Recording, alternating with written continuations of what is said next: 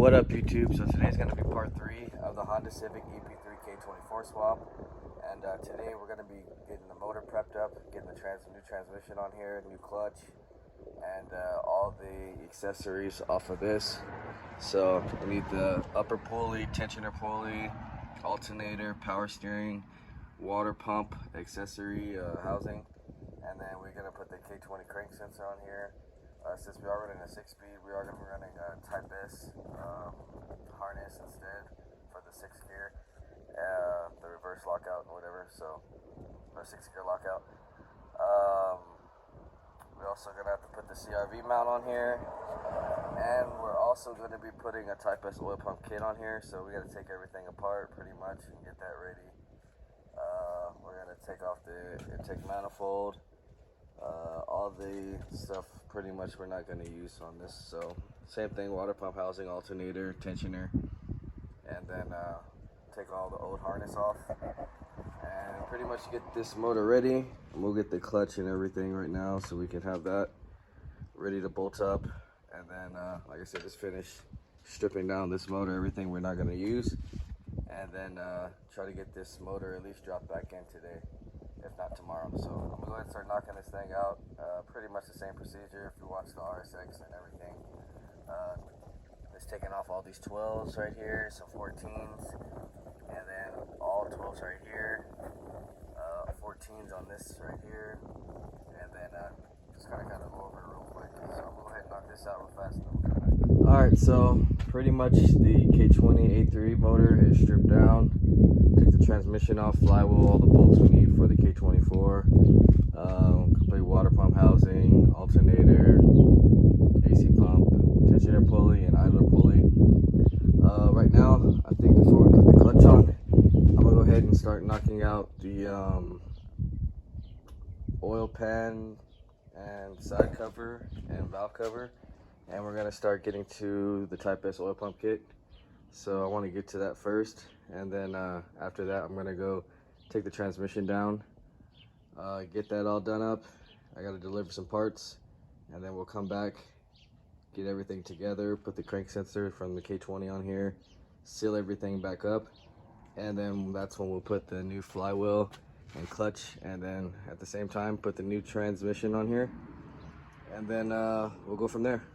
Alright, so we got the motor pretty much disassembled. We got the valve cover off, side cover, and now we have access to the oil pump. This thing is definitely pretty huge. It weighs about a good 15 pounds, so compared to the Type S one, it's definitely way lighter. Looks like we got like a 14, some 12s, and then 3 10s for the tensioner. And then we got to disconnect the timing chain, so I'm actually put the bolt back on and turn it to top dead center, just so that's already ready. We got to redo it again anyway, so I'll just have that right there posted. So I'm gonna go ahead and take this oil pump off real quick, this timing, and then we'll get to the new oil pump and tensioner, install that, and then we'll get the timing chain all back on, and then put the oil pan. We got to clean off the old Honda bond off the block and the oil pan and on the side here, and then after that, then we can start heading down to go get the transmission done. So I'm gonna go ahead and start knocking this out, and then we'll come back. All right, so we got our new oil pump and girdle on, as you can see. Don't forget to take out your oil jet. That'll be this right here, and it's located right here on the other side, and that's where I put that bolt at, not the 10 but the 12mm bolt. And then I cleaned up everything pretty much. I'm gonna do this a little bit more right here. And I got the oil pan all cleaned up as well, so pretty much ready to slap on the pan, and then we'll seal that up with some Honda bond, and then we'll come back and do the timing, show you guys how to do that. I just got to get this pan. I got to go get this transmission taken down, so I'm gonna go ahead and slap on this pan, and then we'll come back. All right, I just wanted to show you guys timing real fast. So pretty much when you have your blue links, you want to match those in the center of each one. So there's 2 blue links. I don't know if you can really tell the difference, but those 2 links right there, and then the link right here has to match up with this line. So this is the blue link. Other than that, right here is where we pry for our tension. And that's pretty much it. I'm gonna throw the side cover on first before I do the oil pan, because it's just a lot easier than wasting Honda Bond. So other than that, when this goes on, it doesn't mean outside of the cover, it just means this is the outside. This is how it reads. So I'm gonna take this off, put the cover on, and then we'll be back. All right, so we're back now. We got the brand new clutch and flywheel on here now, Exetti. And we got our manifold on here. We got the water pump housing, and then I installed a new water pump. Right now, we're gonna be getting to putting the transmission on. I just picked it up from Honda Value, and install that real quick. And then put the rear bracket on, put the front bracket on, and then probably get to the hose. Put the hose on here and start getting it ready for this to drop in. We also got to do the VTEC solenoid. Since JDM motors don't come with a pressure switch, so you can either use your old one and swap it out, or just take your pressure switch off of the other's engine you have and put it onto here. Either way, it'll work. And I also did the crank sensor, if I didn't say that yet. So that's pretty much, everything's pretty much ready. And this is the CRV bracket. You always have to use these on K24 swaps. So that's on there. And other than that, yeah, I'm gonna get the transmission on here. And then we're gonna get to the wiring harness as well. And then we'll start installing the motor back in to the car. I also cleaned the engine compartment as well, so looks a lot better. So I'm gonna go ahead and start getting those knocked out, then we'll come back. All right, so we got a lot of stuff going on right now. So we got the transmission obviously bolted onto the motor. I got an AC pump on. The motor is mounted in, and got the new, these are Mugen mounts, which pretty much just look stock.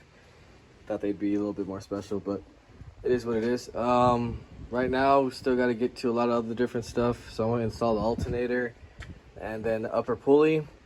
We'll get the engine harness ran through. Probably do our our rear heater hoses, and start getting to the slave cylinder. And then we got Quiddity bushings that we got installed, so we'll install those, and then kind of just start getting everything going.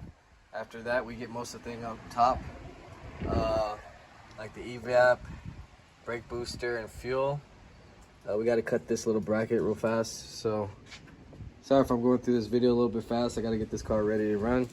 So yeah, I'm gonna get those going, slave, bushings, and then we'll do the wiring harness inside, and then get all the evap, fuel, and alternator and pulley done. So we'll go ahead and knock that out real quick, and we'll be back. All right, so we got our alternator on, our upper pulley. We did the AC lines so far. This one's gonna go to the condenser. We got our Quiddity bushings on here. Very nice fitment. We did the fuse box, the 2 8mm. Got those connected. Slave cylinder, shifter bracket, and then I shaved off this for the evap and everything. So evap, fuel, brake booster is connected. I just got to connect it when we do the throttle body, but I got to put that port on first, so I'm actually still waiting. Hopefully it comes today, if not tomorrow early. Rear heater hoses are done, and that's pretty much it on top. Still got to get the belt, thermostat, and then we got a new radiator we got to put on as well. Next, I'm about to get to the axles real fast. So as you can see, got LSD. One way to tell is you can see right through it if it has a bar in it. It does not have LSD. So I'm gonna go ahead and install the axles and half shaft and get the suspension up. and then so we can get this thing on the ground. And then we got the headers we still got to install, but I kind of test fitted them and I don't think they're gonna work because this sway bar is in the way, so we might have to just go stock for now and then figure that out later. But either way, we got to get this car running, so I'm gonna go ahead and start knocking that out and then we'll come back. All right, so we're back now, and we got the radiator installed.